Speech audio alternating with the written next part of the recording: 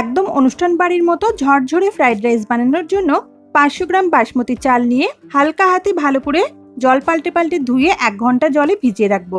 এরপর সবজি নিয়েছি গাজর, বিনস আর 3 রকমের ক্যাপসিকাম।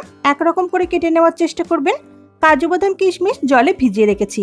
এরপর ভাত করার জন্য বেশ খানিকটা জল গরম করে পরিমাণ মতো লবণ, ভিনিগার আর সাদা তেল দিয়ে চালটা দিয়ে দিলাম। তারপর 90% মতো ভাতটা সেদ্ধ হয়ে গেলে ভাতের ফ্যানটা ঝরিয়ে ভাতটাকে একটু ঠান্ডা করে নেব।